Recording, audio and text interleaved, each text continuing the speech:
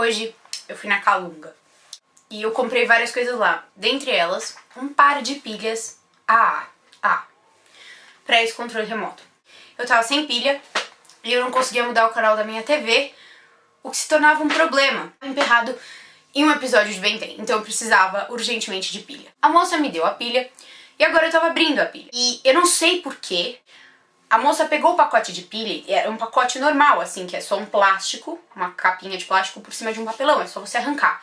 E ela pegou fita, tipo essa fita aqui, e ela enrolou ao redor da caixinha, assim, tem a caixinha, ela enrolou.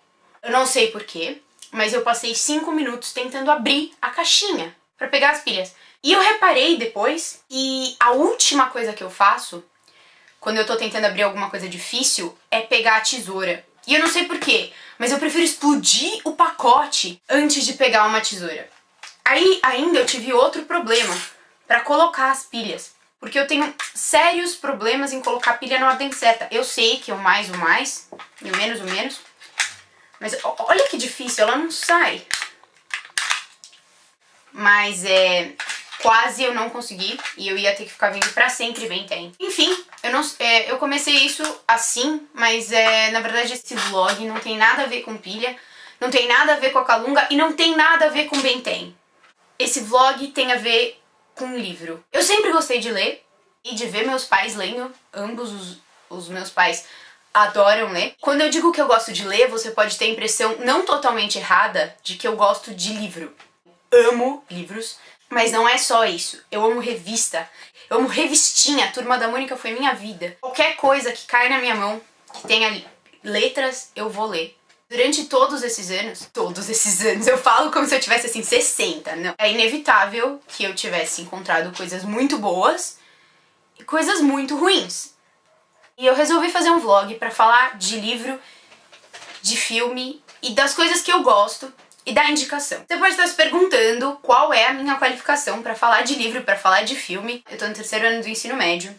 Eu não tenho estudo sobre isso e você pode até ignorar a minha opinião. Mas eu acho que quando a gente procura uma crítica, claro que é bom você ouvir a crítica de um especialista, mas eu sempre procuro críticas de pessoas que são próximas a mim. Porque quando você lê uma história, você vai ter... Nossa, tremeu. Você vai ter uma opinião diferente das outras pessoas. Por causa da sua vivência, por causa da sua maneira de pensar. Então eu acho que é muito legal procurar alguém próximo da gente. E alguém que não tenha tanta qualificação.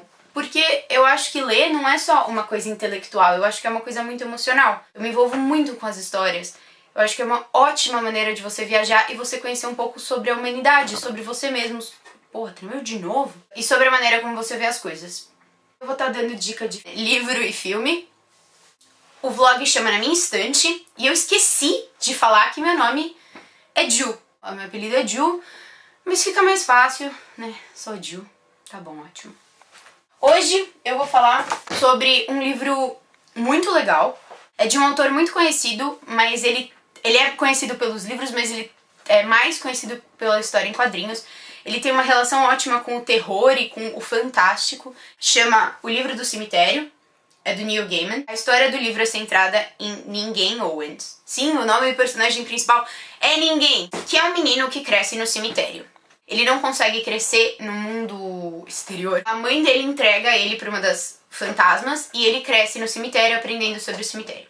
O livro tem uma história principal, mas ele é dividido em vários arcos.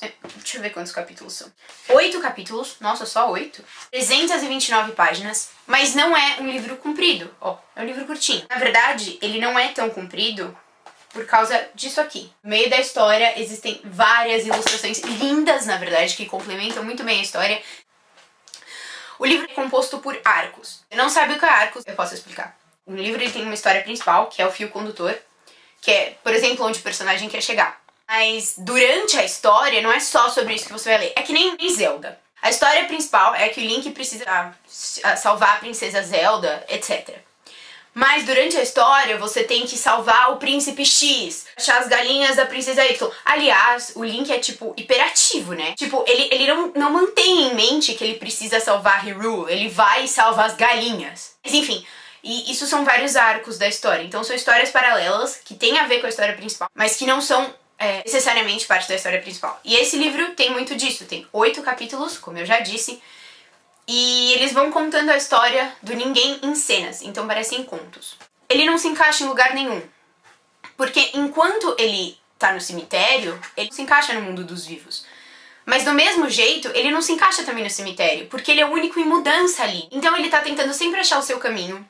Ele tem muita personalidade. Outra coisa que eu achei muito peculiar do livro foi que, diferentemente de outros, ele não vai te explicar exatamente o que tá acontecendo. Por exemplo, em todos os Harry Potters, cada vez que um elemento novo na história é acrescentado, ele é explicado. No 3, eles estão no trem e os dementadores entram no trem. E na hora você não sabe o que eles são. Mas aí tem o professor Lupin e ele vai lá e te explica o que eles são. Nesse livro não... Nossa, tá de ponta cabeça. Nesse livro não tanto. Às vezes você se depara com informações que você não sabe o que são até pro fim da história, até em outros capítulos.